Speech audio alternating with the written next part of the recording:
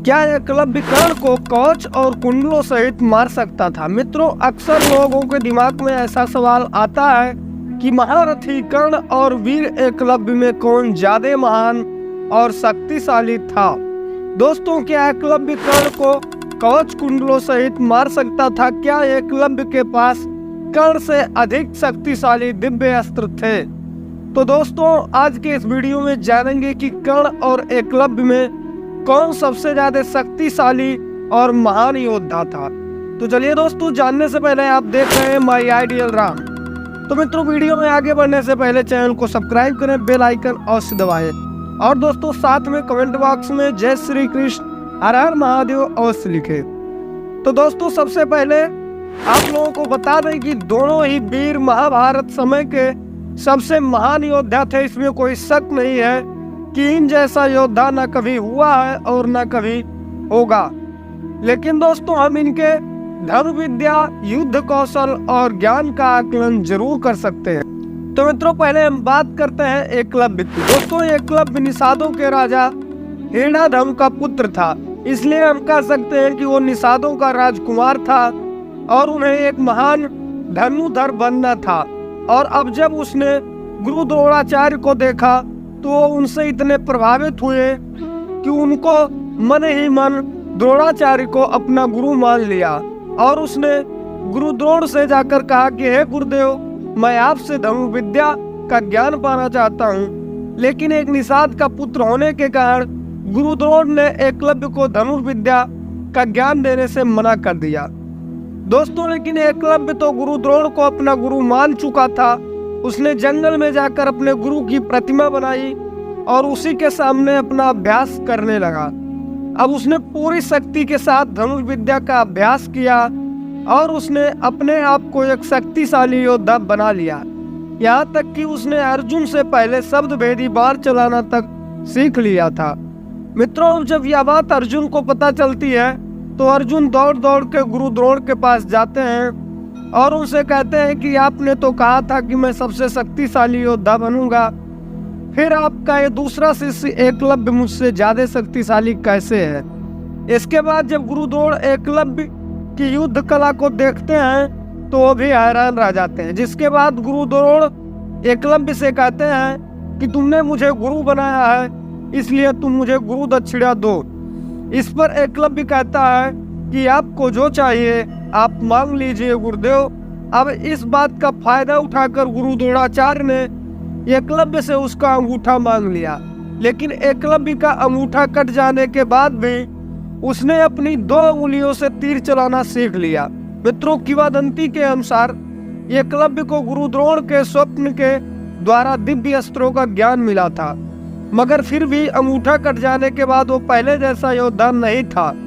इसके बाद वो छेदी नरेश जरासंध की सेना में सेनापति के रूप में सम्मिलित हो गया। जरासंध वही योद्धा है जिसके कारण भगवान श्री कृष्ण जी को मथुरा छोड़कर द्वारिका जाना पड़ा था। मित्रों, उस जरासंध ने एकलव्य को अपना सेनापति चुना था, तो सोचिए एकलव्य कितना महान धनुर्धर होगा। मित्रों, जब जरासंध एकलव्य को लेकर श्री कृष्ण जी के साथ युद्ध करने गया था, तब एकलव्य का मुकाबला कर सके ऐसा कोई योद्धा वहां पर नहीं था।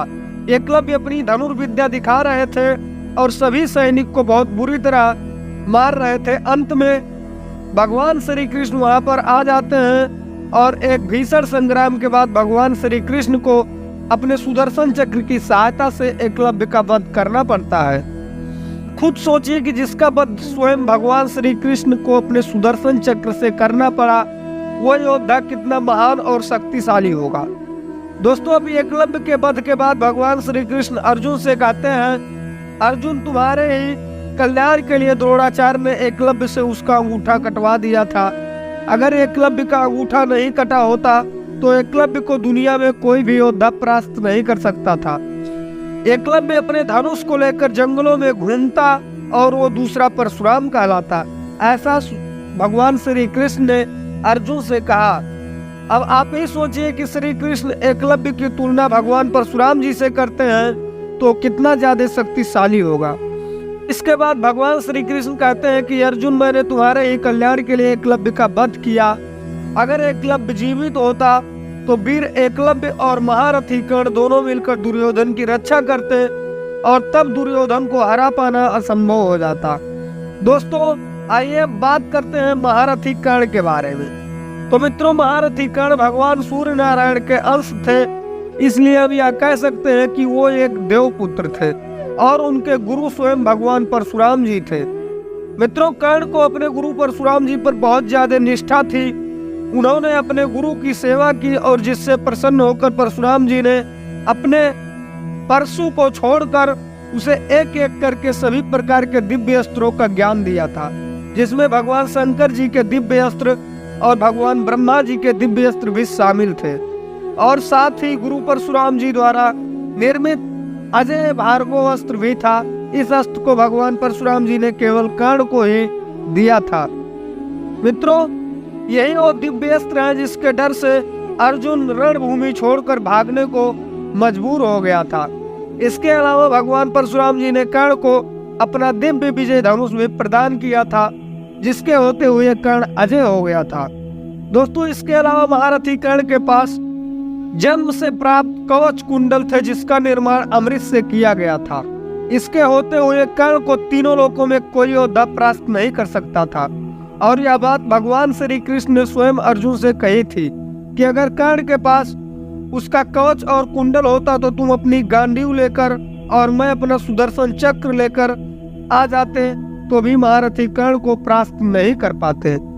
ये कह सकते हैं कि एकलव्य के अस्त्र भी कर्ण के कवच और कुंडल के सामने फीके थे और इसी कारण देवराज इंद्र ने महारथी कर्ण से उसका दिव्य अस्त्र कवच छीन लिया था।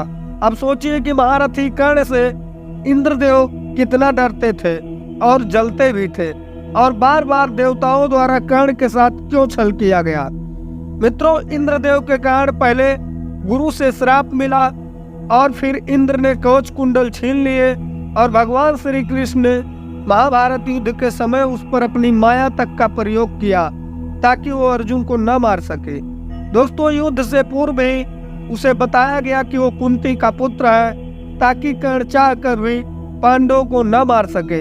और यही नहीं, इसके बाद कुंती ने भी दान मांग लिया कि वो किसी भी पांडव को न मारे। इसके बाद भी कर्ण को युद्ध में उस समय मारा गया जब वो निहत्था था। उस अवस्था में अर्जुन ने कर्ण का वध किया था। मित्रों, इन सभी तथ्यों को देखें तो महारथी कर्ण एकलव्य से तो क्या अर्जुन से भी कई गुना शक्तिशाली महान योद्धा थे। तो दोस्तों, उम्मीद करता हूँ आज का वीडियो आप लोगों को अच्छा लगा होगा। दोस्तों, अगर वीडियो अच्छा लगा हो तो ज़्यादा से ज़्यादा लोगों तक शेयर करें और ऐसे ही धार्मिक, आध्यात्मिक और ऐतिहासिक वीडियोज के लिए सब्सक्राइब करें माई आइडियल राम।